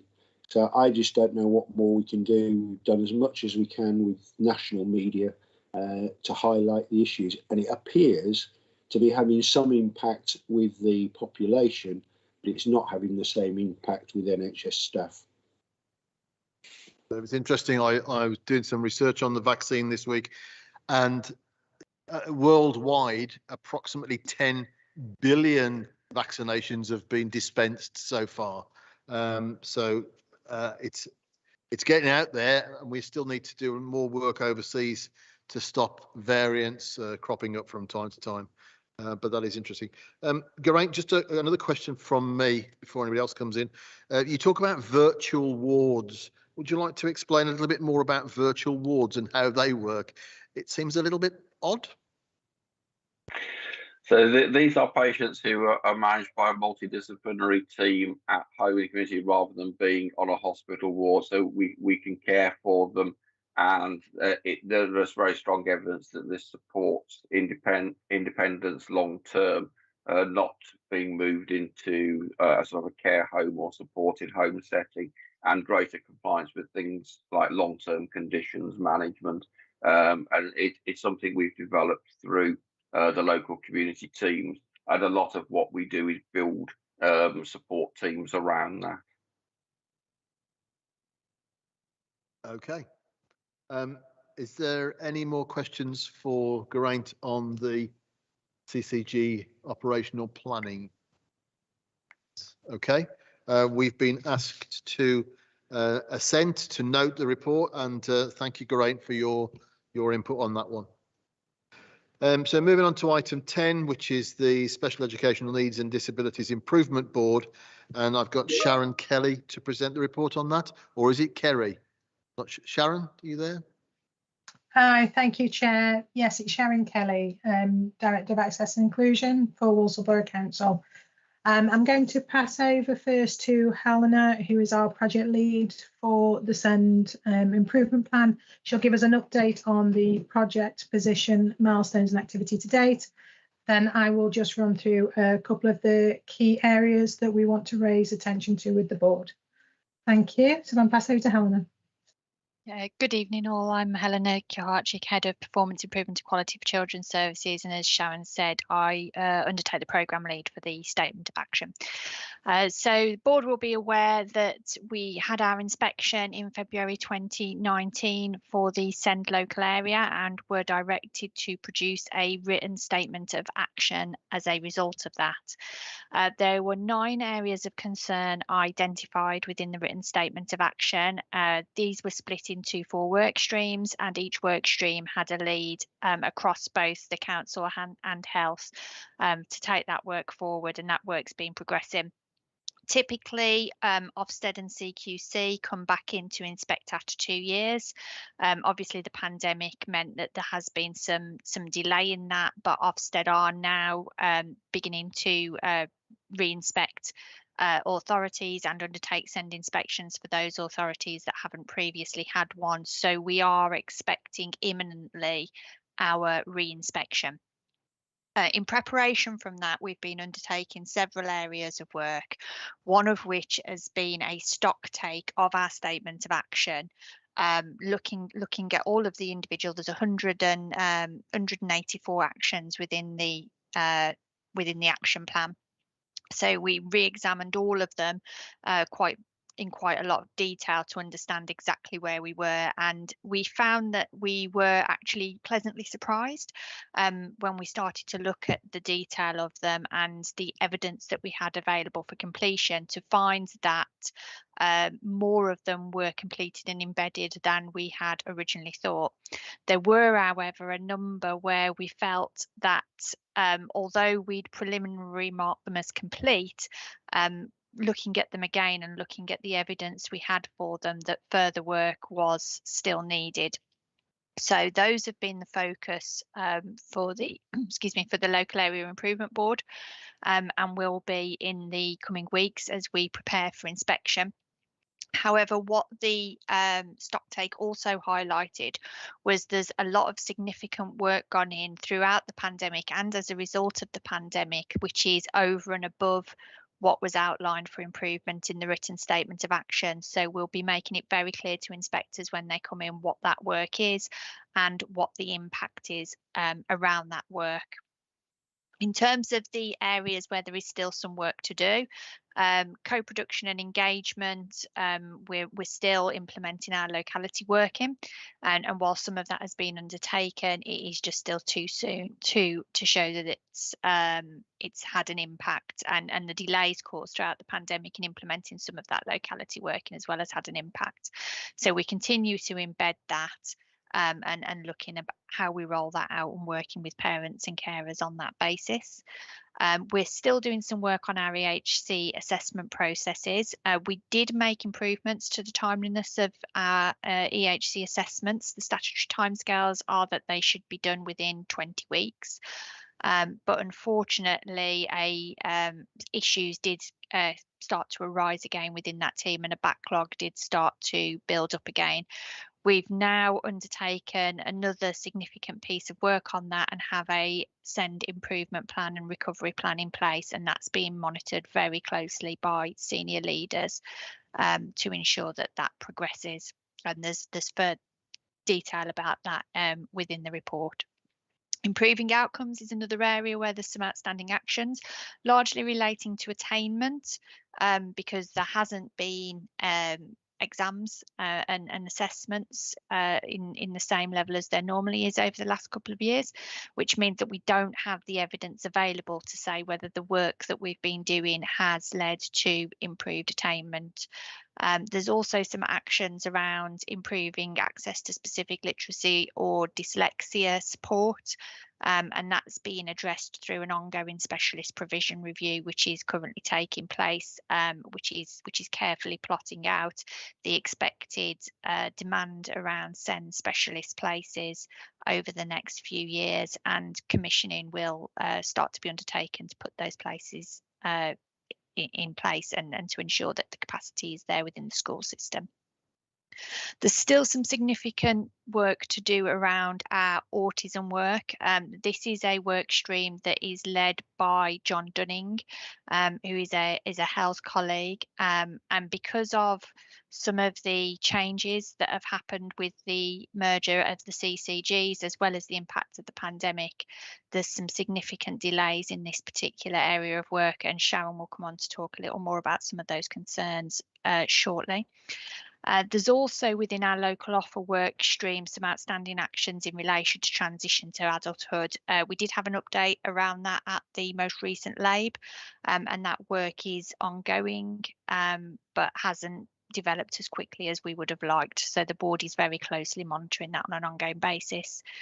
Joint commissioning, again, this is similarly jointly led by John Dunning and David DeMay, the Children's Commissioner. And again, there are a number of outstanding actions in this area, again, linked to some of the changes that have gone on in the health part of the world recently. And then finally, area of concern 10, which is around governance. This wasn't actually an area of concern that was identified by Ofsted and CQC, but it was one we included anyway due to some of the issues that were highlighted within the report. So there's still some work to do around this in terms of the establishment of the Walsall Learning Alliance, which replaces our Strategic Education Improvement Board. And this work is being aligned with the strategic partnership work that is currently ongoing. So again, we know progress is being made with this. It's just perhaps not as far ahead and embedded as we would have ideally liked this close to reinspection, but we have the narrative around that and the evidence of the progress. In terms of that joint commissioning work stream, the LABE have had some focus on this over the last 12 months. There was an extraordinary meeting held in April 2021 where the health review was launched and the action plan was presented to the board for discussion and agreement. And then on the 12th of January, which is the most recent board, a number of risks and ongoing delays with that action plan were highlighted.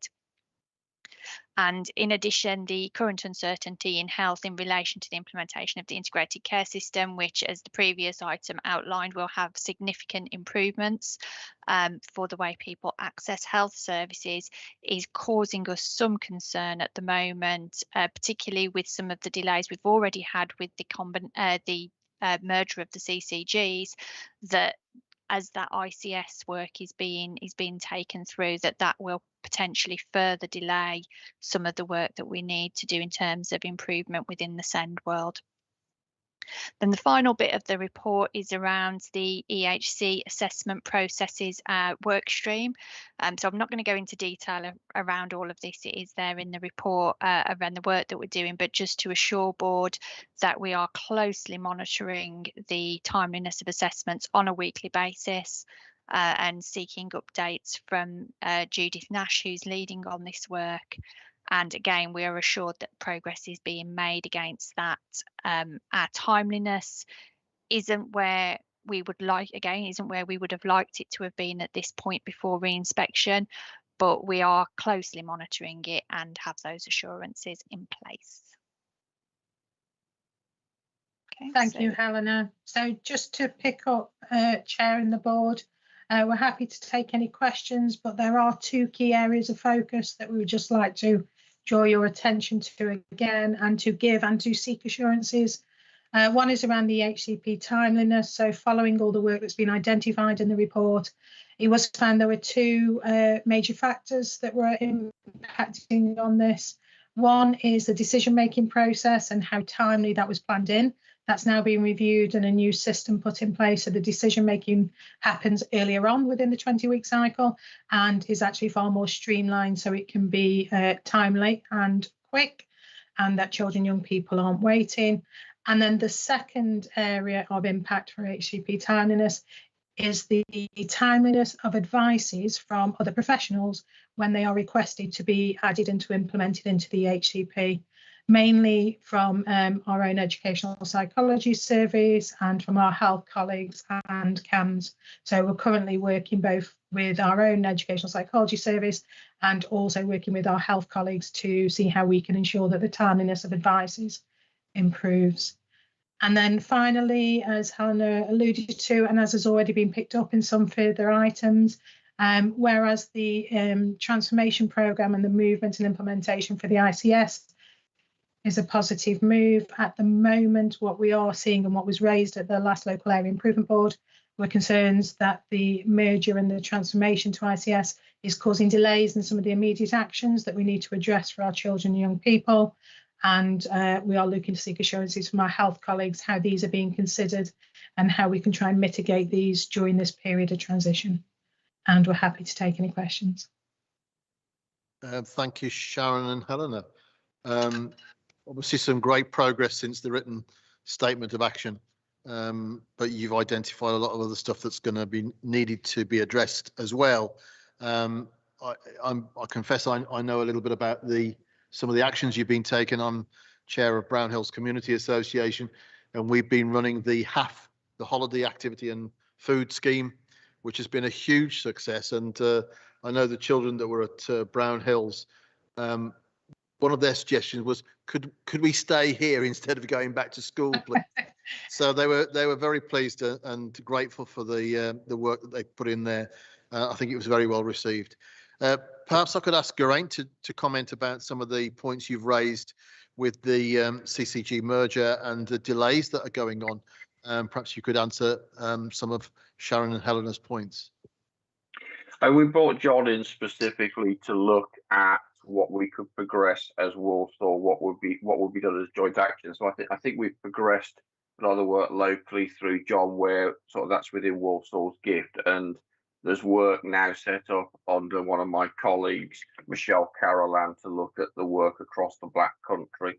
I'm happy to review that. If there's anything causing immediate action, I think we've pretty much got agreement on the action plan, how we're going to progress within Walsall and across the Black Country. But if there are immediate concerns, happy to pick those up. Thank you. Councillor Robertson. Thank you, Chair. I note in your report about the problem of shortages of educational psychologists. I note that you're putting into place some emergency agency and staff, because I mean I sit on a couple of schools, and the getting an assessment is quite a challenge, you know, for exclusion cases and also for statement and a prompt action on some pupils. I mean, what is the current sort of position? How long does it take now for a referral to an educational psychologist? Thank you, Councillor Robertson. At the moment, we have got a couple of weeks, which is a waiting list for an assessment. What I can inform you, though, is a change in process that we've implemented. Whereas COVID has given us some pressures, it's also given us some new ways of working and some learning, which we are looking at and implementing across our service. So at the moment, we have locally based educational psychologists. They are very rare to come by, and not just the ones with the qualification, but actually good ones with the qualification. We need to ensure that it's good quality staff as well, not just numbers. But we are also built up during COVID a national locum associate base, where we also had built up quite a good programme of being able to do remote assessments and support and training. What we are looking to do, whereas it's not ideal, and we would love to have a whole base of individual educational psychologists that are available for Walsall for all the need, they are not out there, and we can't make them be. But our second plan B is to have a hybrid model. So we will continue growing our local base. We will continue ensuring that we've got our ed sites that can be here and do our face-to-face, and also some of our trading support with schools. But we will also continue with our hybrid model, where we have also really good national locums who can continue with some remote assessments as well. We have got some really good case studies where they have been effective, and we are hoping that that should help us to meet this challenge and need at the moment. Thank you. Phil Dolby. Yeah, thanks, colleagues. The part of the report which discusses the backlog in EHCP reviews starting on 311, and then some really helpful data underneath that. I just want to reflect on, I think something, unless I can't see it, that might be missing is actually the voice of the parent in that. So we've got business in performance information, management information there. Having been a parent of 2 of 3 children that have been through the EHC process, it's from the authority that I dealt with, which isn't here, a black hole of information for parents to understand what's coming, how long it might take to come. You're trying to think about where your kid might go in its next milestone, but you don't know what the EHCP and what it might give you. A really, really quite torturous process that actually adds to the anxiety of all involved. So I just wonder where we are in terms of the voice of the parents or carers and all that, and also are they getting some information themselves to help manage their expectations around the delays, understanding the delays and not being critical of them, but just as a fact, it's really quite stressful for the families. Absolutely. Thank you, Phil. Absolutely understand and agree. As you can see, it's one of our focuses within the written statement of action. We have put a lot of work into our local offer development, which we mentioned in the report. Within the local offer, there's a lot of support around what the HCP process is and how it can be supported. We've also commissioned an independent SENDIAS service. We are currently, they've been running now for just over a year. We are collecting data and feedback from every parent, carer, or even child or young person that interacts with the SENDIAS service, and that feedback is really positive. They are a really good form of independent support and advice, and we do direct all of our parents there in order to be supported through the process. And we've also implemented the HCP Hub, which is part of our programme. What this does is allow all of the activity that's been done through the process, all of the communication, the paperwork, to be live, real, available online immediately for parents, children, young people, for our staff, and for also the services and teams that will implement into the HCP. We are also collecting through a lot of our work child voice and also parent voice and feedback, and we are also looking to improve that as we go forward. We're developing the shadow board for children who will be sitting alongside the LABE initially, but then with our Walsall Learning Alliance in order to give us a direct feedback and also governance and direction from the children, young people. There's a lot going in. We're also included a survey after every EHCP now, so that we actually get immediate feedback from the, again, parents and the child and young person where it's appropriate on how their individual plan and process has been for them, so we can learn as we're going along. And we've also got some audit activity going alongside. So we absolutely agree it's an issue. Everything that I've just mentioned isn't enough, and we still need to do more. And I think we've mentioned the co-production and engagement work is still a real focus for us. But we have got that in mind, and we are absolutely trying to improve and maintain and to keep that feedback real for us, so that we do get the real voice of the lived experience, for want of a better word, of people as they go through the process, so that we can learn from it. Helena, is there anything I've missed that you want to add? No, I think you've covered it all there. And just to say, I suppose, in terms of the HC Hub, as Sharon said, the parents can log on to that and see the progress of the request. And that also tells them which professionals have provided advice and has timelines of when they can expect the next stage to occur. And allows them to see all of that as it's happening. So it's very, very transparent for parents and carers. So I just really wanted to emphasise that, because it's a really positive improvement that we've made, rather than the previous paper-based system that we had for EHC assessments. Just to say as feedback then, that sounds infinitely more comprehensive than the service I received in another borough, and I think that's really good. Actually a little bit emotional hearing all of that, so thank you, really good. Thank you. Thank you, Lisa. And my only comment about making it all digitally enabled, which is great. Obviously, not everybody has that facility, so some people will still require a paper-based system. It is really nice to have what I consider to be a positive mental attitude to the way the system's working. You're recognising the problems. There's been great progress, but there's still lots more to do, and I think you've embraced that, and obviously it appears that more progress is being made. Any more questions? Oh, sorry, I do apologise. Carry on. Thank you, Chair. Yeah, I just want to refer to section 3.25. The data in there is only going up to school age, sort of year 11. I just wondered what why the post 16, the 16 to the 19 in particular to 24 data is not in there, but also how we're planning for, because one of the other sections around improvements is that transition and preparation for adulthood. So I just wonder why that sort of set of data is missing, and what specifically focus is happening around that from sort of a service authority point of view.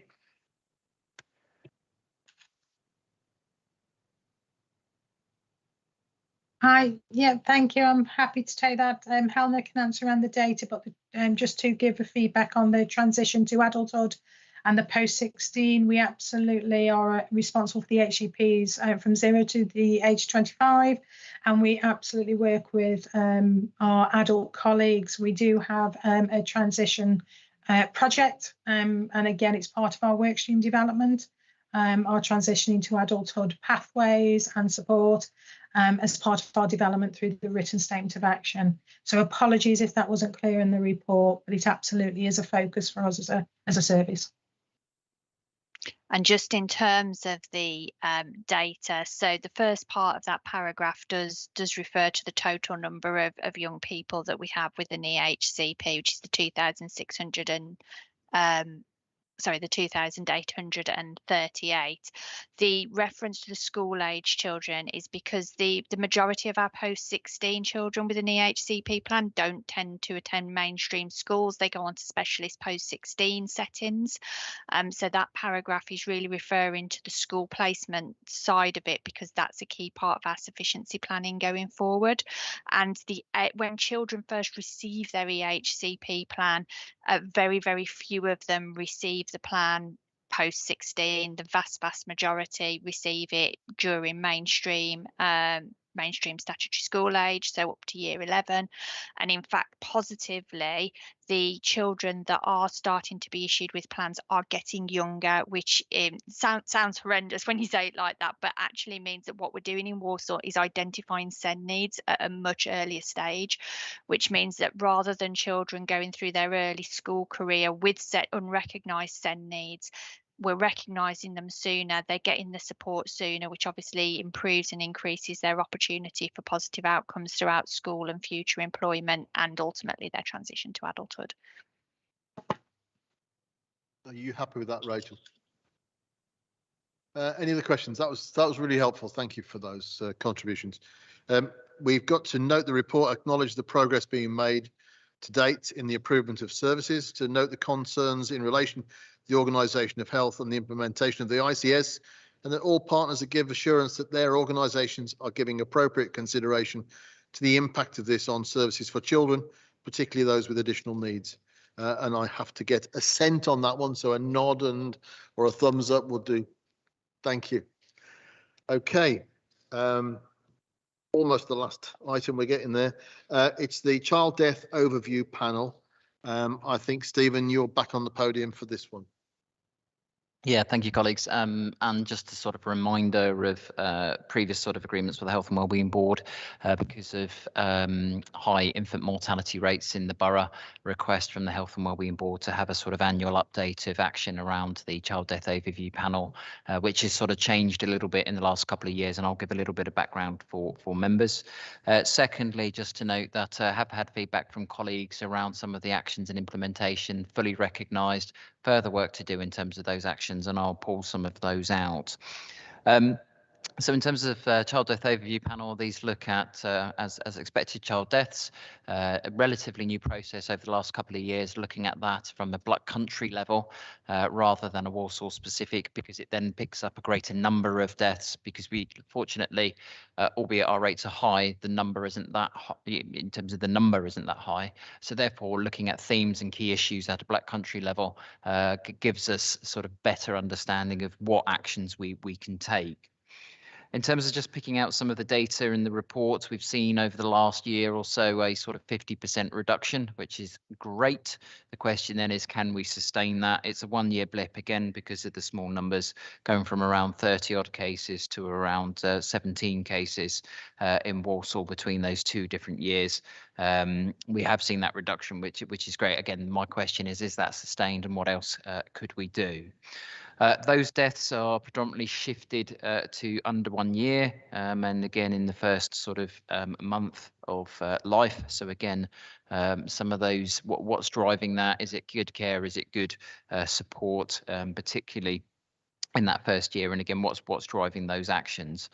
So in terms of factors in which can prevent those deaths, particularly around sleeping practice, actions we've taken around substance misuse in parents, whether it be drugs or alcohol, other sort of neglect. I know we just sort of picked up on sort of broader issues around safeguarding. Again, there's interface there. Smoking in the household, those unsafe sleeping practices, and sort of overcrowding, particularly in some of those homes. So again, those are the sorts of general factors in which can drive high infant mortality, and again wider societal factors, particularly around the child poverty, for example. Deprivation is another key associated factor. So again, those broader economic, social areas in which we can take in with our partners in terms of economic board, for example, again will have an impact over the medium term. And then finally, those sort of education support and good access to services, booking onto maternity services, etc., early on, and making sure that parents get that support, again, is a critical factor. So in terms of sort of what the report here is sort of identifying is pretty much these are the issues and factors in which will contribute to those infant mortality. Some of the actions which have been taken over the last couple of years, particularly around the Let's Talk, the self-harm prevention campaigns, particularly around some of the work around suicide. Again, we've got that broader mental wellbeing strategy we've talked about. Again, that specific targeted actions. Also, in terms of where we've talked about housing partners, again, it's the policy around our allocation of land. We've got the Black Country Plan, we've got delivery of good social housing, etc. And again, policies in which can support that reduction in overcrowding. And for example, in Cabinet, we've previously talked as a council about HMOs, houses of multiple occupation, and reducing those in particular hotspots. So some of those actions are happening, but there's also that targeted work. So in terms of then the recommendations, in essence, it's to note the data and those challenges, to accept future reports on those actions, and really then in terms of those reflections which we'll take with partners in a more granular detail, specific actions in which we can further reduce those child deaths, particularly linking up with action within the sort of resilient communities work across the council and Walsall Together.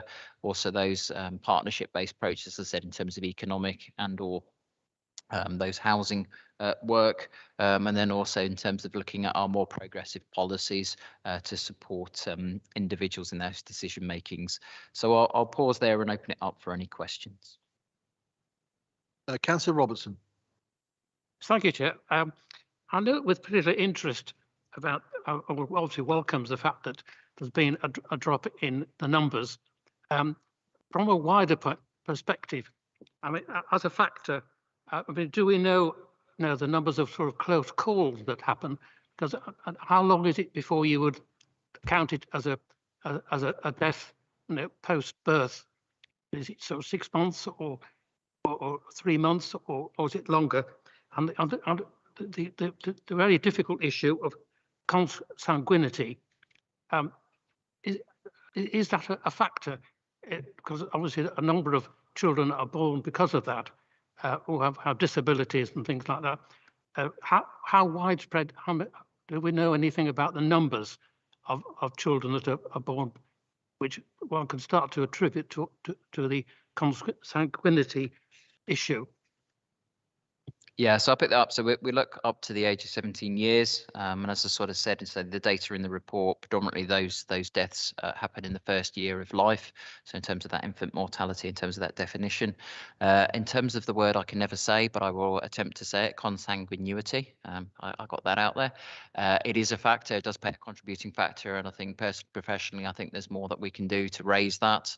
There's good examples across the country. And I know, for example, neighbouring Birmingham, as part of their infant mortality task force, they are looking at that, and there's something, you know, from a public health perspective, have raised is whether we can do anything further across the Black Country to raise that issue and raise the conversation around that impact around child death.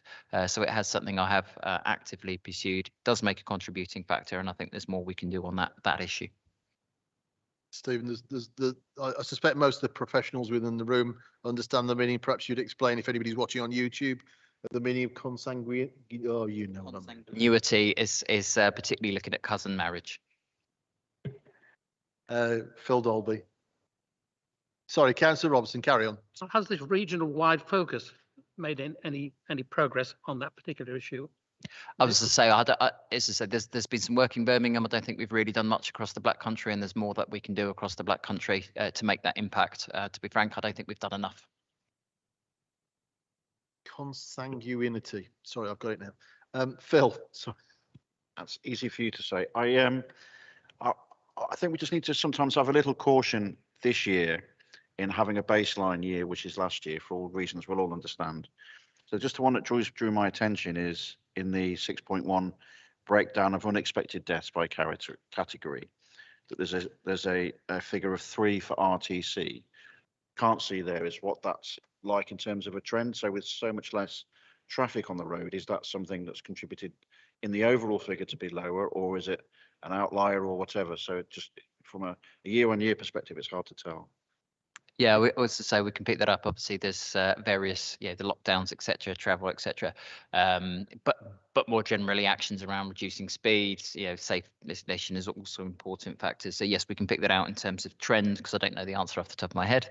I suppose there's also been broader conversations or sort of raised prior to the report to me around actually has the lockdowns and actions which have been taken either impact positively or negatively in terms of overall child deaths. Sort of picked up within the safeguarding report. We know we've got additional incidents, and I know, Phil, that you picked up around domestic abuse. What we don't know yet is a definitive picture and the consequences then in terms of child deaths, and again, is something that we need to find out. Yes, on that table of 6.1, it would have been useful to have had last year's figures as another bar on the chart. Julie, sorry to have kept you waiting. Julie. That's fine. Thank you, Chair. A couple of points from Faye, really, particularly in section 14, where we're talking about the joint working arrangements. I think what Faye was sort of saying there is, again, referencing the work of Walsall Together and the resilient community strand. And then secondly, the point around housing partners in terms of responsibility around overcrowding. Sorry, my internet connection has just dropped out, so I can't see the point she made. But what I do remember is what the point she was making is, obviously as a landlord we'll promote things around, sort of healthy lifestyles, around sort of not smoking in the homes, in terms of changing behaviours, but it's not our core role. And clearly we've got an issue in terms of dealing with overcrowding, with having over 11,000 people on a waiting list, because of the lack of affordable homes, really. So I think she just wanted to make the point there that actually, is it really the responsibility of Walsall Housing Partnership? Yes, we'll work with the council as a statutory partner to help address this, but really it needs to be a partnership approach, not the sole responsibility of Walsall Housing Partnership. Yeah, as absolutely take that point, and that was my sort of, I suppose, opening gambit, that actually there's a range of policies, as you say, in terms of what the council can take. There's a range of policies occurring in terms of planning application and so forth. Absolutely take that point, and yes, it's not the sole responsibility of social housing providers. So yeah. Great, thanks. Are there any other questions for Stephen on this one? No? Okay.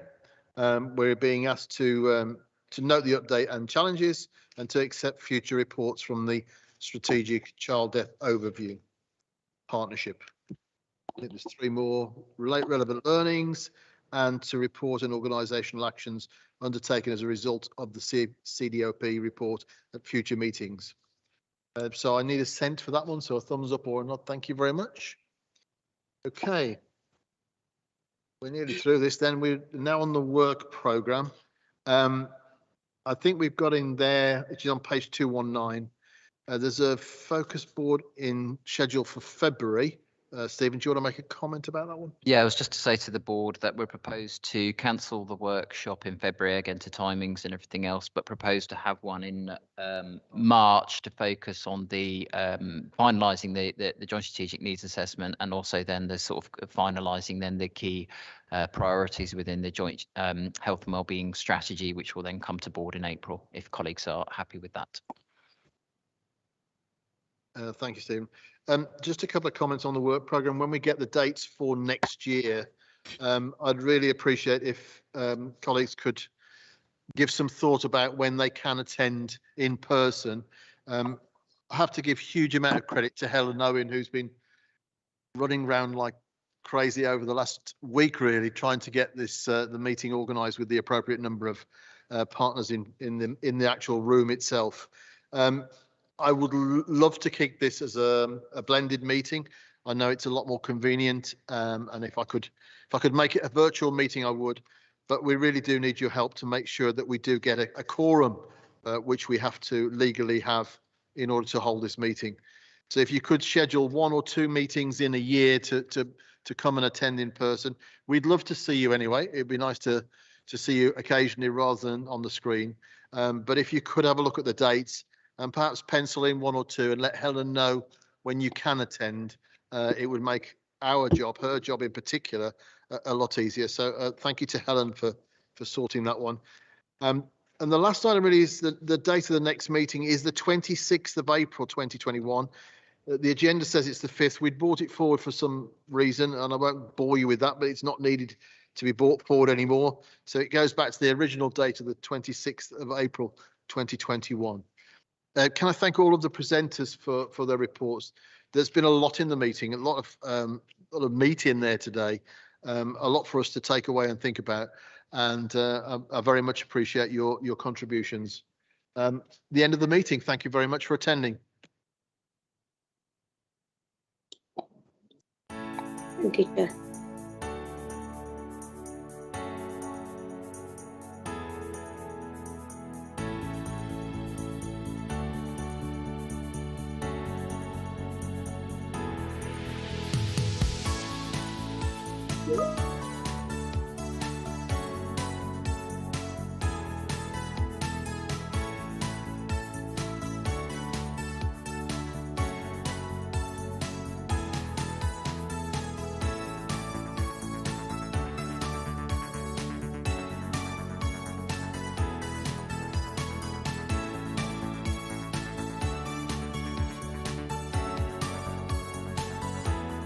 Thank you.